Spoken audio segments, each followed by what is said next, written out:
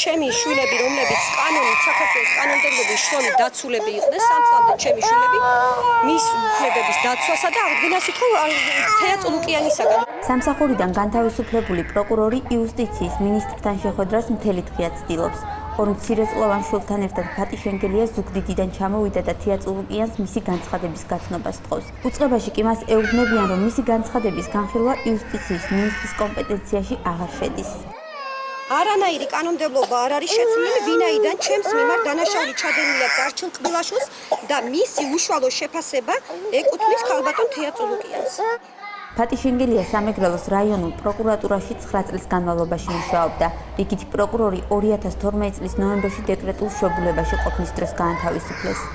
ვიყავი რიგითი პროკურორი, განყოფილების პროკურორი, რომელიც ნოემბრის თვეში სამსახურიდან უკანონოდ გამანთავისუფლეს. არც ერთი საჩივარი განცხადება ჩემს მიმართ არ იყო.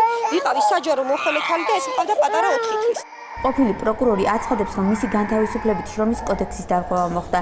საქმეზე გამოძიების მოთხოვნით ფატი შენგელია აპირებს საქართველოში აკრედიტებულ საელჩოებს მიმართოს.